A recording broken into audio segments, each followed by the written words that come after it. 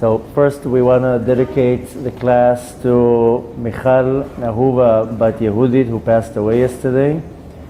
May her soul have an aliyah. Amen. And also Chaya Friedman, Chaya Bat Sarah, who also passed away yesterday. May both their neshamas have an aliyah, and this shiur will be a merit for them to come to a safe and quiet place. Bezrat Hashem, Mashiach is going to come. V'yakitzu v'yiranenu shochnei afar v'hem b'tocham. And today is a very auspicious day to learn about Mashiach. Today is Yud B'Tevet, which after this class we'll have a class about the day of Yud B'Tevet, because it's just another day that people pass on their calendar. Okay, another fast day. Most people don't even know what's the significance of this day and why we made a fast out of it. So this day is very, very connected to the coming of Mashiach, and also this parasha. So about Yud B'Tevet will be the next class. Now we do our weekly parasha session, how we learn something from the parasha that we want to apply to our life. And Baruch Hashem, we're getting very good feedback about this class from our viewers and the rest of the students, that it's coming on time exactly on Sunday. So the point is to take the message of the shiur and to apply it for the whole week like a workshop. And if you actually apply every week what we learn, then we kind of can proceed in a workshop style, that you're working each time on something. So this parasha is called Vayechi. It's the last parasha in the book of Bereshit. Bezrat Hashem, next week we're starting a new era. And the last couple parashot was like a soap opera. It was a continuation. Usually the parasha ends and the next week comes a new story. But we do have a few groups of parashot that they're going continuation, and they leave you, at the end with a to be continued, And, sometimes a lot of the parashot, they just end, and next week you move on to a different topic. But the last couple of weeks was a lot of action. The story with Yosef, first of all, started with how Yaakov went out of Haran and the whole drama over there, and then how Yosef was born and how he was taken, and the whole journey with Yosef. And finally Yosef comes to Mitzrayim, then he's in jail, then he gets released, he's second to the king, and now the whole drama with the brothers. And finally last week we read that Yosef revealed himself, and like a Hollywood movie, everything was a good ending, and Yaakov was brought down to Mitzrayim, and everything seemed to be ended very, very well. And right on that point everything changes, and we learn that now they're going to be stuck in Mitzrayim for 210 years. They're going to be in Mitzrayim in exile, so the ending was not as great as we would wish. So in this week's parasha, there's one of the first hints in the Torah about the coming of Mashiach. If you saw my lectures about the coming of Mashiach, I always quote that when I went to start researching the information about the coming of Mashiach, then I found that the first place where it's talking about Mashiach is not necessarily the books of prophets, rather in the Torah itself. It's talking about the coming of Mashiach and giving dates. And the first time it's talking about Mashiach is in the second verse of the book of Bereshit, when it's talking about V'aretz הייתה תוהו ובוהו וחושך על פני תהום ורוח אלוקים מרחפת על פני המים. So Rashi says Ruach Elokim is רוחו של Mashiach, the spirit of Mashiach. But in a very revealed way, it's also talking about the coming of Mashiach when Noach opened the ark right after the flood. It's giving a very precise time where it's saying that Noach sent to the dove, and he's mentioning he sent the dove, and he's saying the word le'et erev. Le'et erev is towards the evening, but le'et erev also has in it other letters that it's saying Tafshin Ayin Vav. This is, you can go look in the lecture, I'm talking about it, and in my book about the hints already in Le'et Erev. But the next time it's talking about the hint about the coming of Mashiach is in this parasha with Yaakov Avinu, when he comes to rebuke all the tribes. So you probably know the famous story that one time the Baal Shem Tov had what's called an Aliyat Neshama. Aliyat Neshama is a concept that is well known, that usually it will only happen to a tzaddik, not to simple people, but Aliyat Neshama is when the Neshama ascends to a world above and it gets some type of a revelation. And usually the tzaddikim, they have this Aliyat Neshama. So there's a famous story with the Baal Shem Tov that on Yom Kippur, on Rosh Hashanah, he had Aliyat Neshama and he went up to higher worlds. And as he's traveling through the worlds, he finally approaches the chamber of Mashiach and he walks in and he sees all the shepherds of Israel there, Avraham Avinu and Moshe Rabbeinu and David HaMelech. He sees all the great tzaddikim, and of course Mashiach is in the center. And he approached the Mashiach and he tells him 3 words, Ka'at Imar, when are you going to come? And Mashiach answers him, Kshe'yafutzu manatecha chutza. When your wellsprings of Hasidut will spread out to the world, that's when I'm going to come. So we see many times in history there were auspicious times that Mashiach could have come. And there are many places in the Torah, in Tanakh, in the Zohar, in the Gemara, that actually gives us times when Mashiach is going to come. But before, in fact, we're still in exile and Mashiach still didn't come.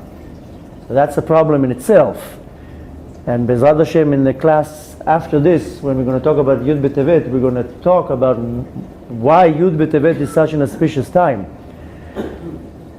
So we see in many different places that the Torah is hinting, or our sages are hinting, when Mashiach should come, how it should come, and all that information. And in this parasha, we see another hint in the Torah that Yaakov wants to tell the Shvatim when Mashiach is coming. Now, I heard a funny story that there was once a father who was very rich, and unfortunately came the day of his time to leave the world, and he leaves the world and he leaves a will.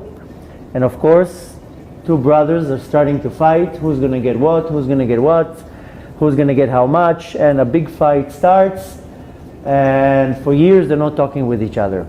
And the gap is becoming bigger and bigger and bigger, and as the years pass, the anger and the fight is going greater, to a point that they're already so bad into the argument that they already have kids and grandkids, and nobody's inviting each other to the occasions and bar mitzvahs. And after 20, 30, 40 years, finally one of the brothers, his first grandchild, finally got married.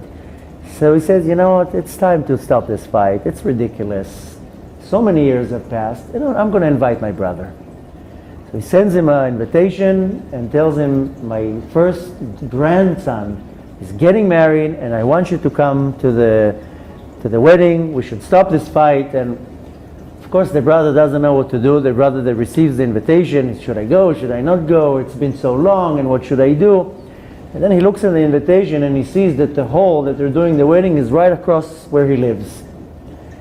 Okay, after so many years of anger, he decides not to go to the wedding. Comes the day of the wedding and he's very upset. Maybe I'm making the wrong decision, maybe I should go. He doesn't know what to do. His ego and his Yetzer Hara takes over and he decides not to go to the wedding. And he says, that's it, I'm going to sleep and I don't care if the world will turn around. 7 o'clock, he puts on his pajamas, he gets in bed, and he's lying in bed, and the wedding is across where he lives. Okay, 7 o'clock was the time for the chuppah. The other brother decided that the song at the chuppah that will be playing is the song that the father used to sing every Shabbos. And he starts hearing the music, the tune, and his emotions are starting to get all aroused. He doesn't know what to do, and he starts crying. He remembers their childhood, and he says, you know what, I'm going to the wedding. He goes out of the house and goes straight to the chuppah. Okay, after the chuppah, the brother approaches him, gives him a hug, gives him a kiss, and says, I'm very, very happy that you came to the wedding. But why did you come with a pajama? So the question is that we've been waiting for Mashiach for thousands of years to come, and Mashiach can come today. The question is if we're going to greet Mashiach with our pajamas. That's the question. Are we ready for Mashiach to come?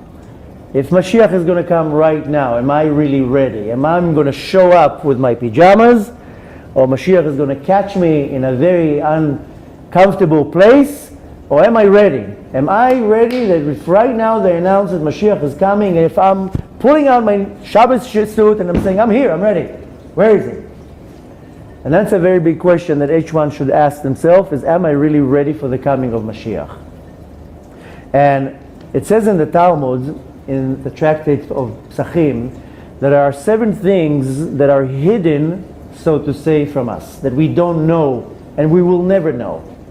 The first one is the day of our death. Nobody knows. Nobody knows the day he will die. The second one is the day of what's called Yom HaNechama, is when is he going to have salvation? I have now a problem, somebody's suing me, I'm going through a lawsuit. When will be the salvation? Or Chas v'Shalom, I have a sickness, and I'm battling a sickness, and when is going to be the day it's ending? This is called Yom HaNechama. When is my problem is going to end? I just gave 2 examples out of many, but every person has some type of a problem. Our life is full of problems, but we never know when is going to be the end. The third one is called Omek Adin, the judgment, so to say, where am I holding in the heavenly court?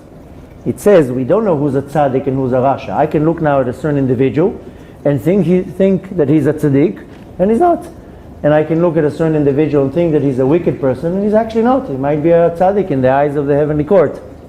So Omek Adin is, I don't know how bad situations are. A lot of the times I think that I'm holding myself in a very good place, and here I forgot to do something, or I'm like giving myself a discount, and I'm giving myself a discount by saying, I'm such a God-fearing Jew, and I do so many mitzvahs, and I do so many good things, so this one I forgot. Okay, they'll forgive me up there.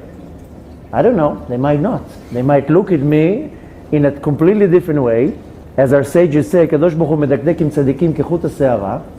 And Kadosh Baruch Hu is particular with tzadikim in the width of a hair, meaning that if I'm holding myself in a very high level, just by doing something small, that might be a very big thing in Shamayim. So I don't know Omek Adin. I don't know how I'm being judged from Shamayim. Now, another thing that is not revealed to us is the thoughts and the feelings of my friend. Nobody knows what each other is thinking about themselves. I mean, I can look now at my fellow friend. I don't know what they're thinking of me. They can pretend that they like me, and they can pretend that everything's fine, but inside, I don't know what they're thinking. I don't know if they like me, if they hate me, if they think good about me. So we don't know what other people think about each other. Another thing is that not revealed to us that we don't know is how I'm making money. Nobody knows. I might think that I know that I have a job, but I don't know what actually brings me my parnasa. Sometimes it's my prayers, sometimes it's my merits, sometimes it's my kids' merits, and sometimes, especially if I have a business, I don't know where money is coming from.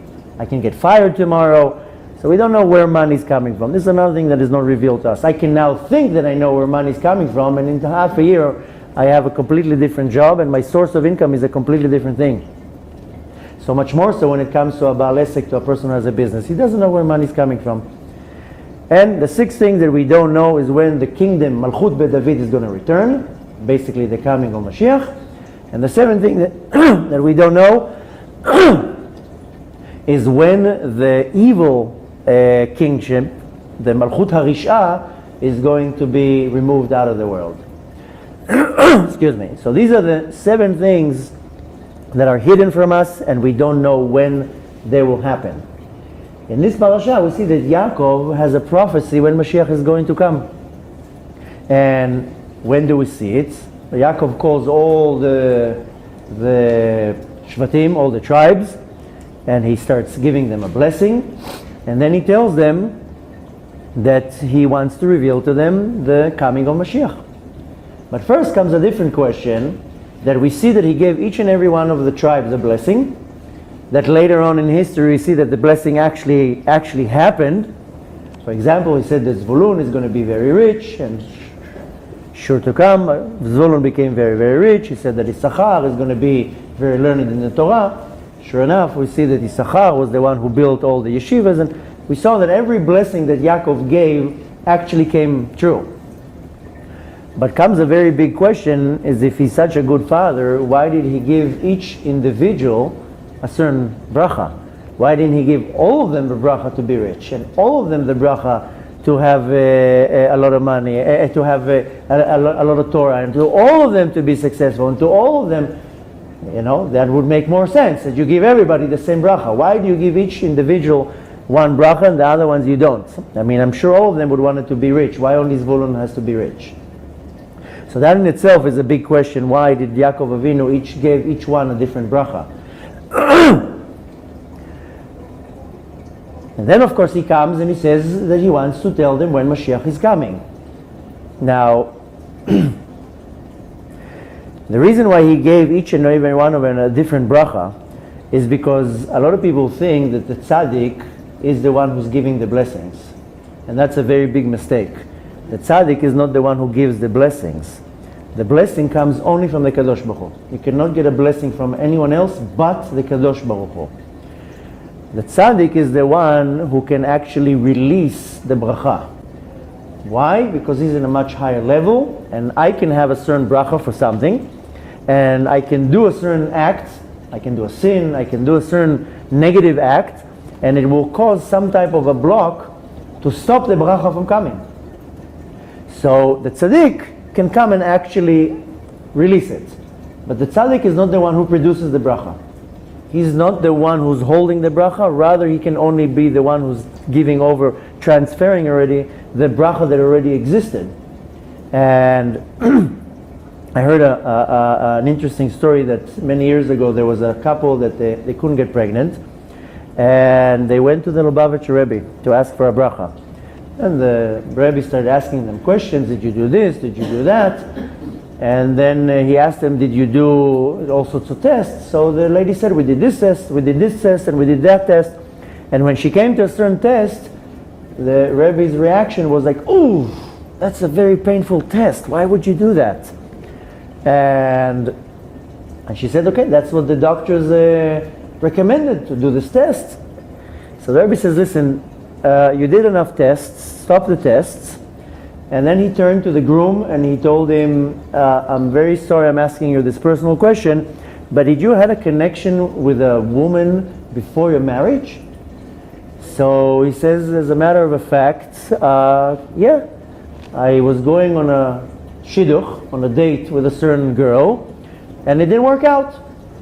So he said, and how did it end? He said, it didn't end so nice because I just said to the matchmaker, I don't want to. So Rabbi said, okay, go and find this lady and apologize to her.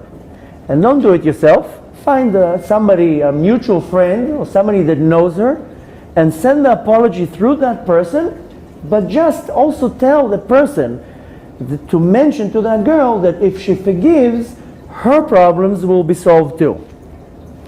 Okay, so they knew a mutual friend.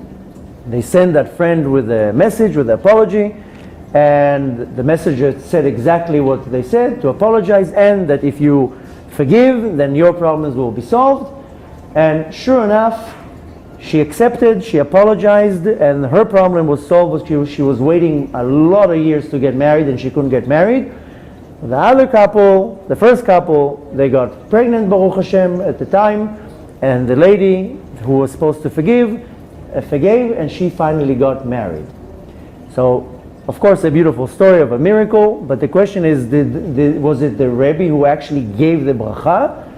No, the Rebbe was able to see in his Ruach HaKodesh that there was something holding the bracha, a knot, a certain, like when the drain is clogged, something is clogging the drain. He saw what's clogging the drain, the fact that that lady was upset that she was not accepted by this man, and she was holding grudge for so long, so that couple could not get pregnant, and she could not find her other half. And the second that she let go, right away she found her other half. So suddenly the other half appeared. No, he was there, waiting. There was just a block for the bracha to happen. And the tzaddik was able to release the bracha, just to untie the knot. That's it. So we learn from that, and it's extremely important to know that a tzaddik is not the one who gives the bracha. The bracha only comes from the Kadosh Baruch Hu, and we can go to tzaddikim, and the tzaddik in his level can what's called lesanger, to be our attorney, our somebody who speaks good in our name, and the bracha can be released. And we see a hint to that the word bracha, it sounds very similar to the word brecha. Brecha is a pool, and a pool is a vessel that holds a lot of water. And a bracha is also corresponding to water. So a bracha is holding, like a pool that's holding a lot of water, the bracha is holding what Hashem wants to give it to me. I just have to have the right connection to be able to pull this bracha to me. And the Admor HaZaken, the Alter Rabbi, he says that bracha comes from Lashon havracha. Havracha is to bend. That's why you see that the knee in Hebrew is berech, because the knee bends. So bracha comes from the word havracha. Havracha means to bend something down. So in order for me to receive the bracha, I have to do the motion of bending down, so to say. I have to humble myself. That's how I get the bracha. This is the source of the bracha. So the fact that Yaakov Avinu gave each and every one of them a certain bracha is not because he gave them the bracha.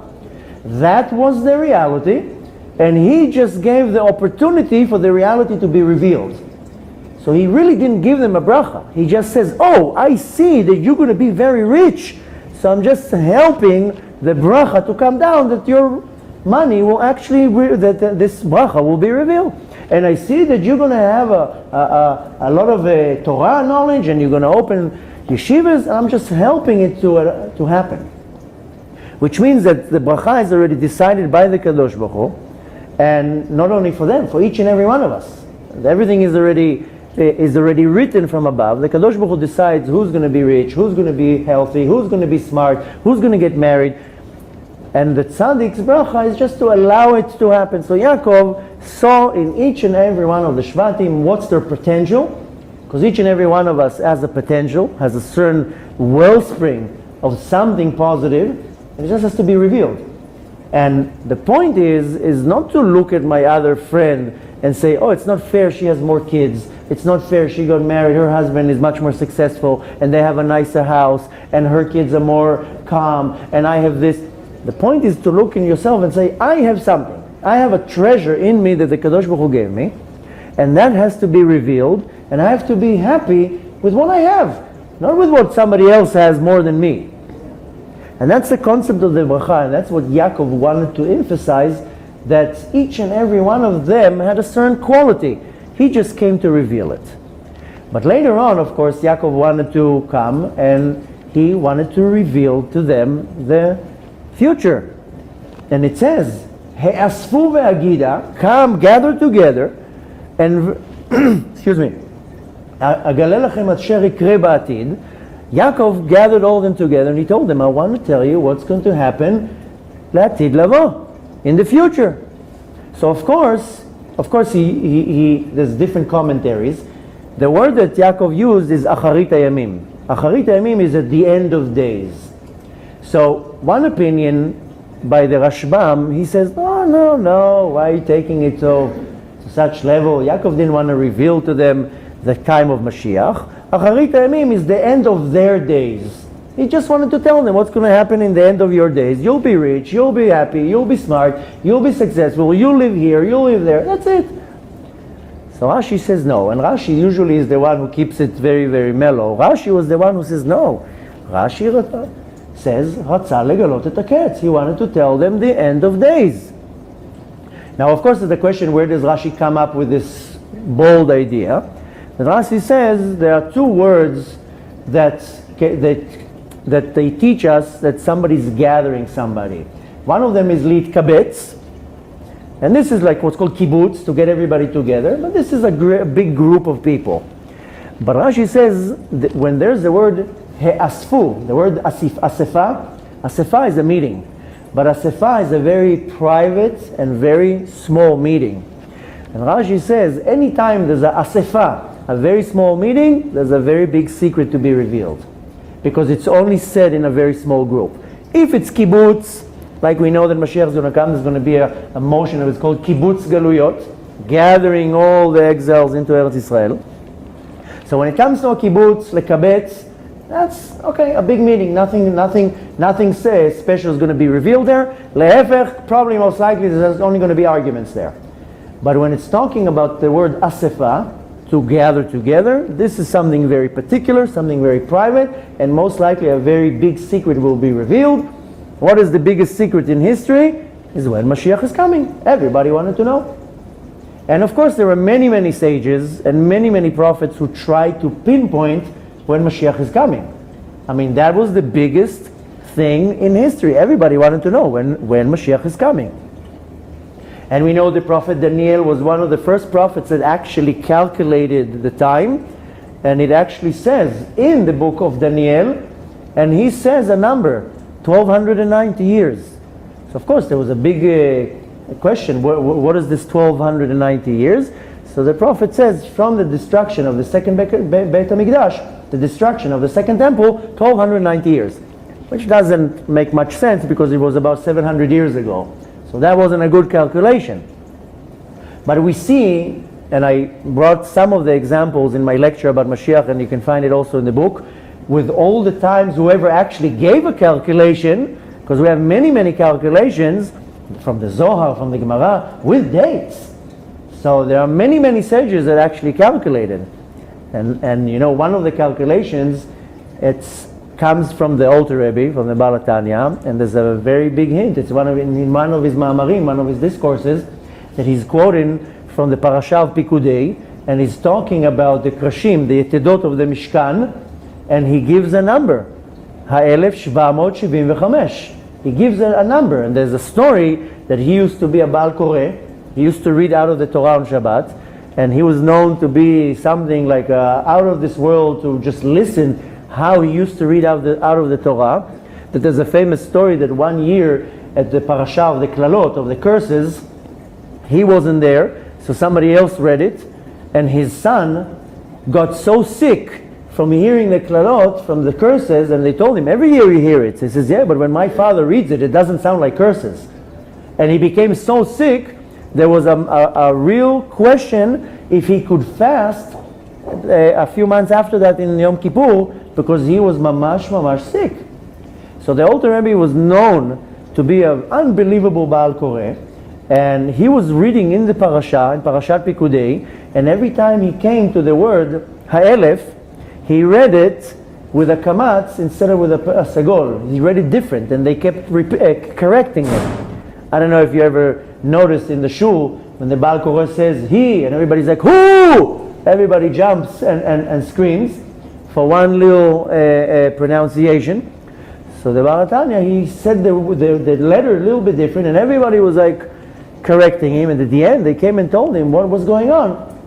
So he himself said that he had a prophecy when Mashiach is going to come, and he says, Ha-1755. This is the amount of the yetedot, these, I don't know how you call it in English, these metal things that they stuck in the floor to pull the cover of the Mishkan.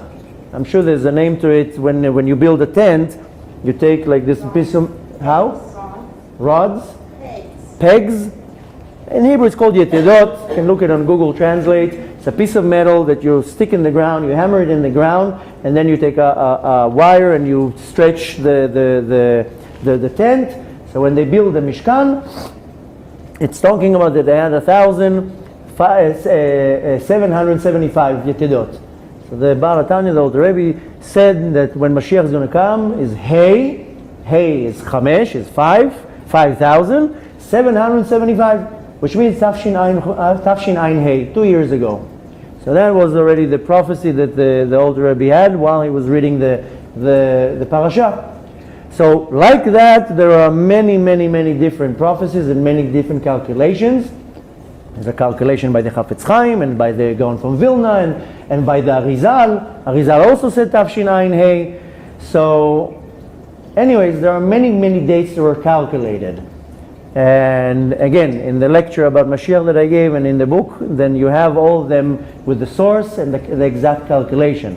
But you weren't supposed to calculate Mashiach. That's exactly what I was about to say, that the Gemara says, Tipa chucham shel mechashvei hakitzim, we are not allowed to calculate, but when it says Tipa chucham, that we're not allowed to calculate, as is actually saying when the date is going to happen. But to calculate, to have some type of a knowledge, you're allowed to do that. You're just not allowed to come and say, okay, that is the date. Which unfortunately many rabbis in our generation even said that. There was a rabbi who last year said that on Tu B'Shvat Mashiach is coming, and then of course he didn't come, and now he looks like a joke, this individual. So we're not allowed to come and say that's the date. We're allowed to kind of get an idea, but to come and say a date, like now what I said with the Baratani, it doesn't say a date, it just says in the year, Tafshinayin Hey. And there are many sages that they gave a year or a time frame, but not the actual date. This is what we're not allowed to calculate. But not to get sidetracked, Yaakov Avinu wanted to reveal to them the coming of Mashiach. Now, of course, right away he didn't, as our sages say, "Umiyad nistalka da'ato," and there's a different of opinion why nistalka da'ato, that he was about to reveal it and he lost it. How many times you have a thought, you want to say something, and you're like, oh, I don't remember what I wanted to tell you something, I don't remember. This is called nistalka da'ato. And I don't know about you, it happens to me many times that I want to say something, and I turn to my friend or whoever it is, and I want to say, and I'm like, I wanted to tell you something, I don't remember what I wanted to tell you. Yaakov Avinu wanted to tell them the date when Mashiach is coming, v'miyad nistalka da'ato, and right away his memory disappeared.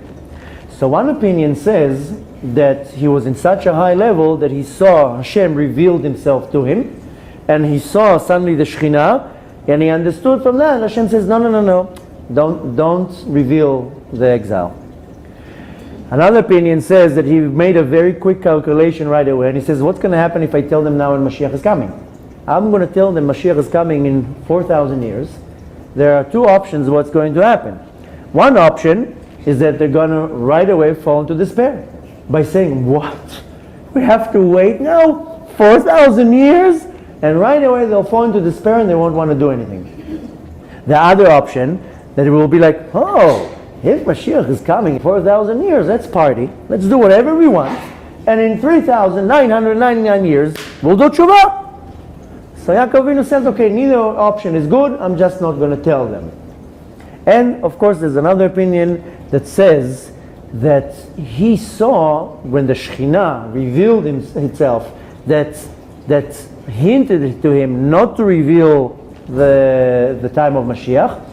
He thought that one of them is not so kosher, that one of the Shvatim has some type of a sin that's making him not worthy to know when Mashiach is coming. So he told them, is any one of you not kosher? Not kosher means that you're carrying some type of a sin. So they all gathered together and they said, Shema Yisrael. And they said, Shema Yisrael, because Yaakov's name is Israel. Oh, hear Israel. Hashem Elokeinu. We only have one Hashem, Hashem Echad. This is where the source of Shema Yisrael, Hashem Elokeinu, Hashem Echad. Because all the tribes came and they told their father, Shema Yisrael, Israel, meaning Yaakov. Whoa. Don't think one of us is not kosher. We have one God and we believe in one God. So what did Yaakov say right away? Baruch Hashem. So he says, Baruch Hashem, Kvod Malchuto Olam Va'ed. He said, Baruch Hashem. That's where we get the concept that we say Shema Yisrael out loud. No. I don't have any God but Hashem. So right away we say Baruch Hashem, Kol Malchuto. The only reason why we say it quiet is because Moshe Rabbeinu didn't put it in writing that we have to say it. So Chas v'Shalom, not to be disrespectful to Moshe Rabbeinu, so we say quietly Baruch Hashem Kol Malchuto Olam Va'ed. To Chas v'Shalom, not to show disrespect to Moshe Rabbeinu. But the reality was that Yaakov Avinu was afraid. They told him Shema Yisrael, everything is good.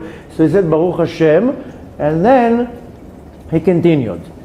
So the point was that he did not tell them the end of time. He did not reveal to them the ketz. Why?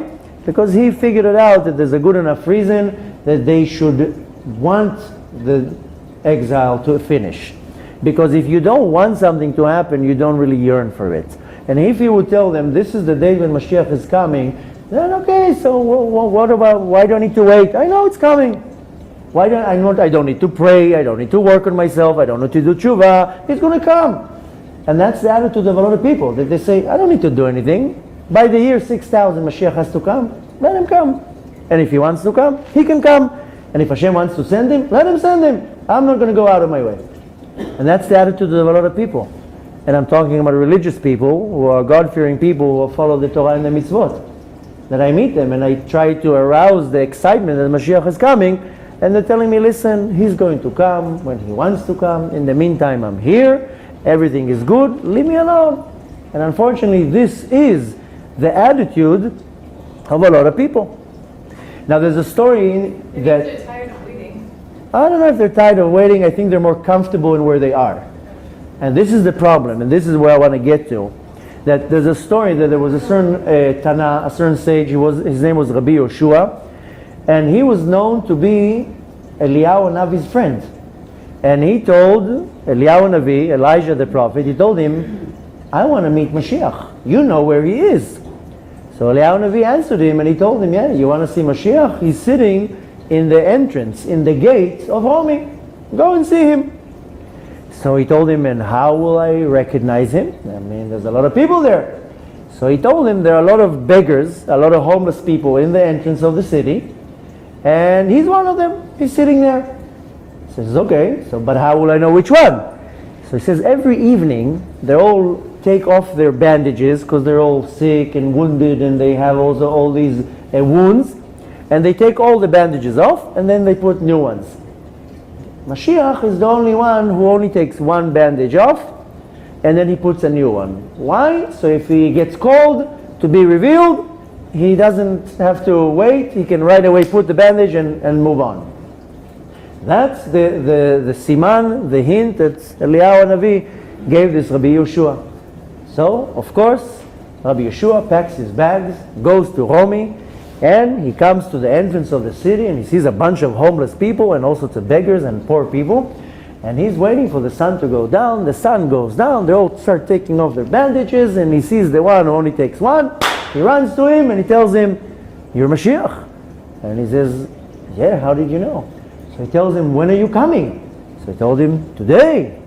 He's like, really? Wow! He got so excited, turned around, ran back home, and he came to everybody. Mashiach is coming! Mashiach is coming! He took out his Shabbos clothes, he prepared everything, cleaned his house, he bathed himself, went to the mikveh, started doing tshuva, tachnun, saying sorry to everybody. He went berserk, giving everybody what he owes, and he running in the street, Mashiach is coming!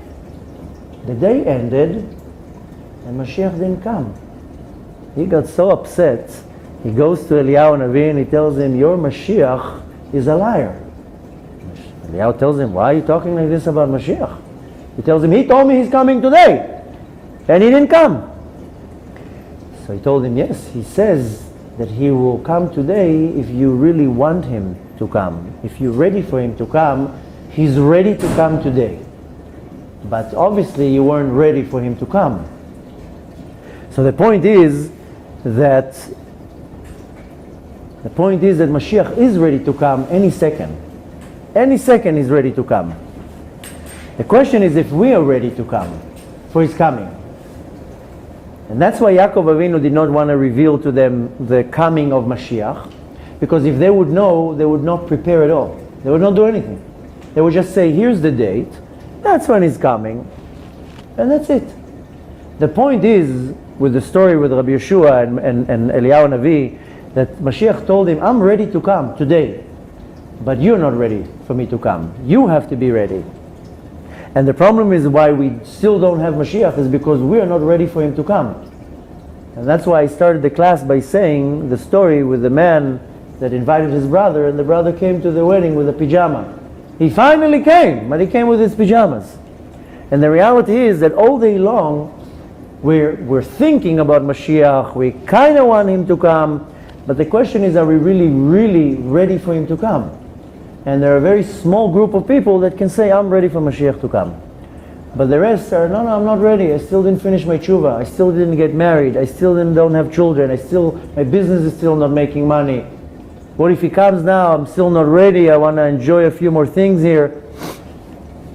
The sad thing is that if you're really looking at it, when we pray Shmona Esrei, the prayer, the Amidah, from 19 requests, 6 of them is for the coming of Mashiach. That our sages put in our prayers that we have to ask, we have to demand, we have to want it. To a point that 6 out of 19 of the requests that we have in our prayers are for the coming of Mashiach. But are we really focusing on the Siddur when we're praying? We're really focusing our mind when we say that? I don't know. The question is how much are we really want Mashiach to come? And how much are we really ready? If I would know Mashiach comes today, how would my day look? Would I wake up at 9 or would I wake up at 6? Probably at 6 to run to the mikveh and to pray shacharit in nets and to be dressed and the house should be ready and everything should be perfect. So if I would know the day that Mashiach is going to come, I'm going to be very lazy till the day before, and the day before I clean my house and clean myself and get ready. And that's why Yaakov did not want to reveal to them when Mashiach is going to come, because he wanted them to want the exile to end. He wanted them to pray for the exile to end. He wanted them to, so to say, suffer the exile so they would get fed up already. They will come out of their way. Just make him happen. Just make him come. And that's why it says that we're not allowed to calculate the date. Because if somebody will come now and give a date, assuming the date is right, how would the world react? And what happens if he doesn't come that date? Because Hashem is the one who's holding the date. Nobody knows really the date. Hashem is the one who decides. And the thing is that Mashiach had a auspicious time to come already a few times. And for whatever reason, we don't know yet why, he decided not to come. There were a few auspicious dates that Mashiach could have come. One of them was about 500 years ago. There's a famous story that the famous Arizal already passed away. His student, Rabbi Chaim Vital, was the one who stayed to be after him. And at the time, there was a certain minister, a certain Caesar that had control in Yerushalayim. His name was Abu Sisi, and he knew that there's a certain rock, there's a certain river that comes out of Yerushalayim. It's called the Gihon. It's one of the rivers that comes out of Gan Eden, and it was sealed by a rock. And he knew that if they can remove the rock, then Mashiach is going to come. That's one of the simanim that we know, one of the signs that we know when Mashiach is about to happen. And because we know that King Chizkiyahu covered the Gihon, he blocked it with a rock, and when Mashiach is going to come, they're going to have to open it, because that's where the water is coming out. It's one of the rivers that coming out of Gan Eden. It's called the Gihon, and they say that from the Gihon they take the water to do the Nisuch HaMayim, to put on the Mizbeach. So this minister, this Abu Sisi, was looking who can move this rock. First of all, where is the rock? Where is the Gihon? They don't know where it is, but he says if we will be able to reveal it and move the rock, we can have the Redeemer. I mean, the nations also want Mashiach to come. Maybe they have difference of opinions who he is, but that's a whole different issue. But everybody wants Mashiach to come. So he came and he started asking, is there any wise man that knows where's this Gihon, where's this river? So they told him, go up north. There's a certain rabbi, Rabbi Chaim Vital, he knows where it is. Now Rabbi Chaim Vital had Ruach HaKodesh. He saw that they're coming to him. He said a few holy names and jumped to Damascus. Okay, the Arizal reveals himself to him at night in a dream, and he tells him, why did you jump to Damascus? So he told him, I saw Beruach HaKodesh that this minister, this Abu Sisi, is coming to get information out of me to open the Gihon, so I decided to run away. So he says, but why are you running away? But you can't stop Abu Sisi. So he says, no, that would require me to use some holy names. So the Arizal says, but you just use holy names to jump to Damascus. What's the difference? So of course, Rabbi Chaim Vital did not have a good answer. And the Arizal told him, just that you know, this was an auspicious time for Mashiach to come. This is what's called Atchalta de Geula, the beginning of the Geula. That this Abu Sisi wanted to remove the stone, wanted to find the Gichon. The Arizal revealed to Rabbi Chaim Vital, he told him this was an auspicious time. Mashiach could have come. So Rabbi Chaim Vital says, no problem, I can say another few holy names and jump to Yerushalayim. So he says, no, don't bother. The time already had passed. So, like this, there are many stories that there was an auspicious time for Mashiach to reveal himself. There was another auspicious time in Tafshin Nun Aleph, which was 1991, in the Gulf War, that everybody thought Mashiach is coming. There was a big campaign, Mashiach is coming. There was a whole big geshraya. Everybody thought that the war in Iraq, that's Gog and Magog, and Mashiach is coming, and he didn't come. And it was a very big disappointment in many groups of people. They thought that's it, and Mashiach is coming. So there were auspicious time that the Mashiach could have come. For whatever reason, either we didn't have merits or something went wrong, and he didn't come. That's why we're not allowed to calculate the dates, because if I'm going to calculate now the dates and come in and say this is the date when Mashiach is coming, and for whatever reason we're not ready, or Mashiach decides not to come, I'm going to look like a fool. And I'm not allowed to do that. To calculate more or less a period and say it's an auspicious time for him to come now, that's okay, because I can get everybody aroused and excited and ready. But the point is that we don't know. Mashiach knows, only he knows the date. HaKadosh Baruch Hu is holding the date. And there's a reason why we're still not redeemed. I mean, I don't know why. Nobody knows why. All the great rabbis in our generation are in a big wonder why Mashiach did not come yet. I mean, it seems like everything is ready. My theory that Mashiach did not come yet is that, and it's my theory, don't take it as a source, is that every day Mashiach is already here. That's a given, we know that. Mashiach is already here. He's ready to be revealed. There's a question if he knows he's Mashiach or not. That's a different question. Some say that he knows he's Mashiach, and some say that he doesn't know. He's just waiting. Like Moshe Rabbeinu. Moshe Rabbeinu did not know. Moshe Rabbeinu was 80 years old. He goes to a walk with all his goats and lambs and sheep, and suddenly Hashem reveals himself, and he becomes the Redeemer. So one opinion says that now Mashiach doesn't know who he is. He's just waiting. And another opinion says he knows very well who he is. He's just waiting for the green light. But every morning, he wakes up in the morning and he tells the Kadosh Baruch Hu, it's time. I gotta come and save the world. So Hashem tells him, maybe wait one day. I looked on the internet, and you know how many lectures I saw are going to be tonight? You know how many classes are going to be tonight? You know how much outreach is going to be? How many CDs are going to be given? How many videos are going to be viewed? How many programs are going to be? You know how many people are going to do tshuva today? Wait one more day, and we have another 2,000 people doing tshuva. And Mashiach says, okay, fine. I'll wait. And then the next day, the same story repeats itself. So, of course, there's the contradiction, the question that contradicts, and then that will never end. So I'm sure that at some point Mashiach is going to say, okay, enough is enough, I have to come. But again, this is my theory, this is not a source, this is not something to take and start saying that I'm saying that that's why Mashiach is not coming. That's just how I see it. And I actually heard a very interesting same explanation about two big tzaddikim in our generation, that a few years ago 3 tzaddikim got together and they decided that they have to make the redemption come faster. This tzaddikim is Arav Abu Chatzera, the Rav Kook from Tveria, and Arav Berland. And they had like the Baal Shem Tov, Aliyat Neshama, and they went up to the heavens above, and they understood that something has to happen in order for Mashiach to come. So they knew that one has to be killed, one has to be exiled, and one has to be humiliated. And they came down. Rav Abu Chatzera says, I'll be the one who gets killed. And a few years ago, Rav Abu Chatzera was murdered. And of course, Rav Berlan took the humiliation and the shame, and Rav Kook got the exile.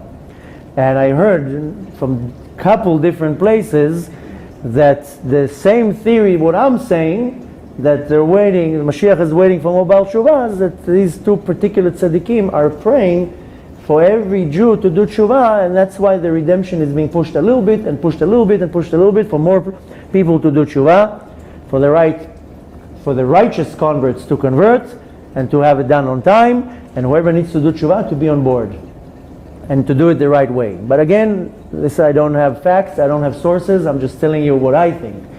So my thought is, my belief is that Mashiach is ready to come any second. We're just not asking for it to come enough. We're not demanding it. We don't really feel the absence of Mashiach in our life. Because if I have things that are good around me, then I want this good to stay. I'm thinking that if Mashiach is going to come, then I'm going to lose this goodness in my life. And unfortunately, a lot of people are comfortable in some type of way, or they're not ready for a change, and they're not willing to risk something. But the reality is that each and every one of us has to ask himself every day, am I really ready for Mashiach to come? If I would have now a text sent to me, Mashiach is coming today, how would my day look? How would my life look if I know exactly when he's coming? What am I willing to give up in my life? What am I willing to do, to sacrifice, to make sure Mashiach is coming? The question is, if you go out to the street and you start interviewing people, how many people are really going to tell you, yes, I am waiting. I have a suit hanging in my closet. I have a special dress for the coming of Mashiach. I have a special Shabbat suit from him. I have everything ready. Every morning I'm looking at the sky to see if the color changed. I mean, if you go to the streets, how many people are really living like that? How many people are really every day praying from their kishke, Hashem, enough is enough, we need the redemption already. We can't take this anymore. So lately, Hashem is making sure that everybody is quetched into a wall in some way or another. So one person loses his money, one person has a sickness, one person can't marry off their kids, one person is battling depression. Every person is now pressed to a wall, some way or another. So Hashem says, just beg for it already. I want you to want him to come. Yaakov Avinu said, if I'm going to reveal to them the end of days, what good would it do? Would they really kvetch? Would they really pray? Would they really want? No, they'll just lay back, say, okay, let me do what I need to do. And he comes when he comes. And that's the reason why he did not reveal it, the time of the redemption. And that's what I need to take from this parasha, especially on such an auspicious day of Yud B'Tevet. And B'ezrat Hashem, the next class we're going to talk about why is this day so auspicious, and why we fast on this day, and why we even celebrate something on this day. There are many other things that happen that are equivalent to exactly what happened on Yud B'Tevet, and we didn't do anything about it. So that we'll talk about in the next class. But the point is, what I want to take from this week's parasha, it's the parasha that ends the book of Bereshit. It's the parasha that ends the first book. That up until now we're talking about history in this book. From the next book, starting already, the exile starts, then the redemption, then we get the Torah. Everything starts, so to say. In a few weeks, we're getting the Torah. I mean, in the parasha, not in Shavuot. So Yaakov Avinu was a very smart individual, and he knew exactly what he's doing. And what I need to take from that is, first of all, and most important, that whatever wellspring of gems that are hidden in me are waiting to be revealed. And it's not about me changing something or manipulating the situation and something will change in my life. If my place in the world is to be very rich, it will happen whether I want it or not. It just needs to be revealed. If I'm going to be a big Torah scholar, then it's already in me. The bracha is already in me. It just has to be revealed. And I can't come and now look at somebody else and says, that's not fair. He has more kids than me. His wife looks prettier than mine. His house is bigger than mine. No, whatever belongs to me belongs to me. It just has to be revealed by me. And in many cases, the tzaddik can help the bracha be revealed, but not more than that. This is the first thing I need to take from that, they say the grass of the neighbor always looks greener. And our sages say in the Mishnah, Ezo ashir sameach bechelko. Who is the rich person? The one that is happy with what he has, not with what somebody else has. That's the real happiness. That's the real richness. Is to see what I have and to appreciate what I have. And not to look everywhere else and say, why does he have more than me? Why does she have more than me? That's kind of like really going against the Kadosh Baruch Hu and saying, I don't care what you gave me. I don't appreciate that you gave me wisdom or health or whatever talent you gave me or whatever you gave me. I want that. It's called jealousy. It's a very big sin to be jealous. People think it's not. Jealousy is a sin. Some people explain that lo tin'af, not to commit adultery, that's in it holding the jealousy. Why are you wanting something that doesn't belong to you? It's also some type of niuf. Niuf is to commit adultery, Hashem Yerachem.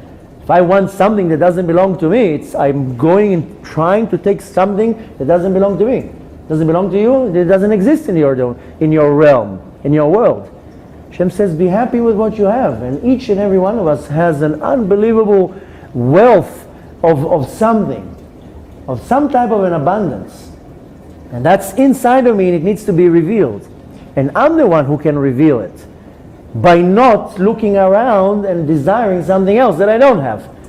And in sometimes, like in this case, that Yaakov revealed it to them, so sometimes I need the help of a tzaddik to pull it out from me. But I have something special. I'm unique.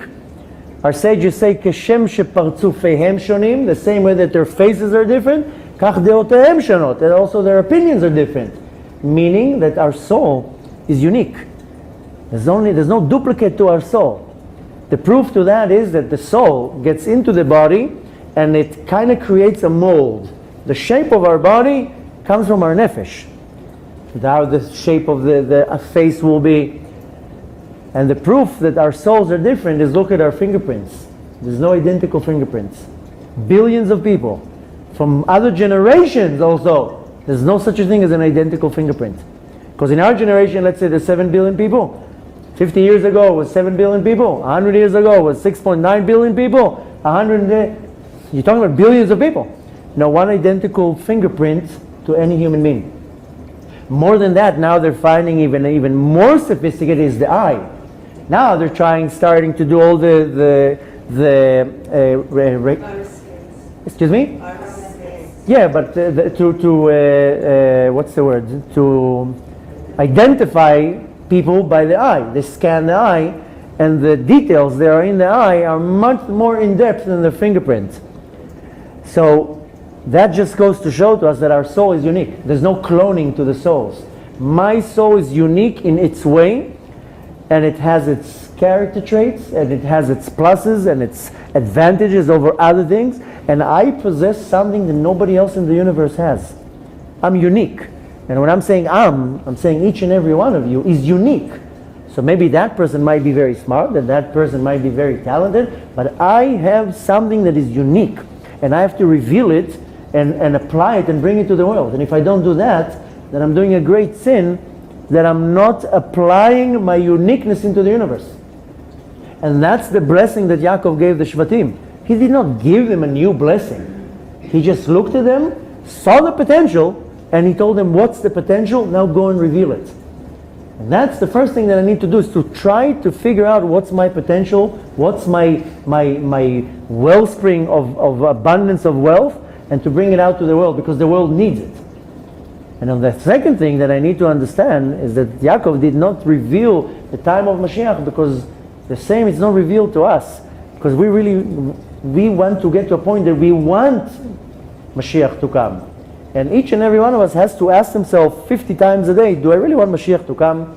Because if I really want Mashiach to come, what would I do now to make sure he comes? Am I really doing what I'm required to do to bring the Geulah? And that's the question you have to ask yourself 50 times every day, because it's all about bringing Mashiach. Because Mashiach is going to gather everything together. If my dream is to get married, and I'm saying I don't want Mashiach to come yet because I need to get married, don't worry. Mashiach will come with your bashert. And if my dream is to be successful somewhere, Mashiach is going to cause this success to actually happen. So I should not now pray for my business to work, I should pray for Mashiach to come by default. It will work. If chas v'shalom I'm battling a sickness, I should pray for Mashiach to come, not for me to be cured. Because if Mashiach is going to come, by default I'll be cured. So my focus has to be constantly is how I'm bringing the Geulah. How is it to do with me? And the reality is that each and every one of us has the obligation and the ability to bring the Geulah. We don't need all the Jews. Of course, if we have all the Jews doing tshuva, then miyad nigalim, right away we get redeemed. But Rabbi Shimon Bar Yochai says, no, we don't need all the Jews. We just need one group, Knishta Chada, one strong group that really does tshuva, that's it, that's all we need. There's no chance we can get all the Jews together. We don't even know who are all the Jews. You know how many Jews out there in the world that they don't even know they're Jewish? Probably hundreds of thousands. I meet them every day. Every day I meet somebody that doesn't even know they're Jewish. And you know how many people think they're Jewish and they're not even Jewish? So we can't get all the Jews together. It doesn't matter how many Shabbos campaigns you're going to do. You cannot get all the Jews together because there are always going to be at least one that says, I don't want to, and hundreds of thousands that don't even know they're Jewish. But we don't need that. We need one strong group that follows the Torah, that desires Mashiach, that prays for Mashiach to come, and that is enough for us. And that's what we need to concentrate and to ask myself 50 times a day, am I in that group? Maybe it is. Maybe me now waking up and going to pray in a minyan will tilt the entire world to Kav Zchut. Maybe me right now taking half an hour out of my day to help my neighbor. I really don't want to, and I really don't feel like it, and I want to sit and relax, and I want to sleep an extra hour, or I want to be on Facebook for another 2 hours, but maybe I'll not do that today, and I'm going to go and help my neighbor for half an hour. Maybe that mitzvah is going to be the mitzvah that tilts the world to a point that we're going to be judged to Kav Zchut. So it's all about us. It's only depending on us. It's not the tzaddikim who are going to bring the Geulah. There are many years ago, many different tzaddikim that thought that they can bring the Geulah. And they found out that no, it has nothing to do, the tzaddikim have no power to bring the Geulah. It's us that has to bring the Geulah. The redemption is depending on us. We are the ones who have to do it. We are the ones who really want to desire and want the redemption. And since we're not doing it voluntarily, then the Kadosh Baruch Hu is pushing us to a corner that we will scream for it. So that's why each and every one of us is dealing with something. I might have a lot of an abundance from this here, but I'm lacking a lot here. And I don't believe that anyone in the world can now raise their hand and say, my life is perfect. Nobody can say that.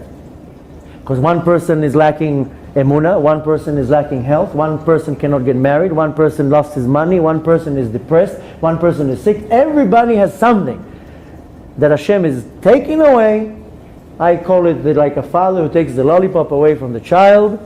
You know, sometimes a father comes home and he opens the door and he screams, I'm home! And you know, the kids are like that. And he's like, I'm home! And he just wants the kids to come and give him a hug or a kiss. But the kids are just glued to a screen. So what does he do? He pulls out a lollipop. I have a lollipop! And then everybody comes to him. And they take the lollipop, thank you, and they move away. So the father wants some attention, he just takes the lollipop away. Then you see the kids jumping around him. So Hashem sometimes is taking our lollipop away. And he says, I just want your attention. I want you to feel that you're lacking something. Because we are lacking Mashiach, we are lacking the Geulah. We don't know that, we didn't realize that yet. Maybe some of you did. But we are lacking it. It's something that is an absence in my life. And any void that I feel inside of me, and you have to be true to yourself at the end of the day when you're covering yourself with a blanket, at the end of the day is over, and there's this little void deep down inside, that's the void that Mashiach is not here yet. Because there's a spark of Mashiach in each and every one of us. And Mashiach is going through suffering now because he needs to be revealed. So it's up to us. It's not up to the tzaddikim. It's not up to the big rabbis. It's not elecha enenu elecha nesuot. It's us that we have to do it. And this parasha comes to teach me that I have to take matters into my own hand. I have to take responsibility. I have to say that I have responsibility in bringing the Geulah. And it's not a dream, and it's not something that we've been hearing about it for thousands of years. No, it's the reality. And the reality is that Mashiach is already very late, and it can really happen any day. You have to program in your mind, how will my life look if Mashiach would come today? If Mashiach comes today, am I even ready? Am I ready now to run out to the street? You know Mashiach is going to come through Tzfat. He's coming through here. And then he's going to go to Yerushalayim. He's going to get up a few of the tzaddikim, he's going to wake them up, and then he's going to Yerushalayim. Am I ready for that?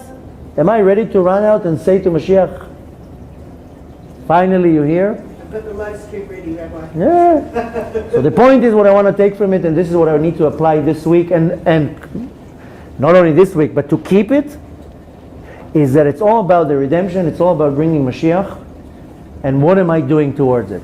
And how much responsibility am I taking? And what can I do to make it happen? And Bezrat Hashem, today we're fasting.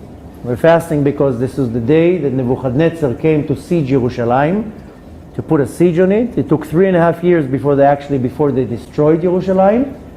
Bezrat Hashem will do now a shiur about that, but it's the right time to think, why are we fasting? We're fasting because we don't have Beit HaMikdash.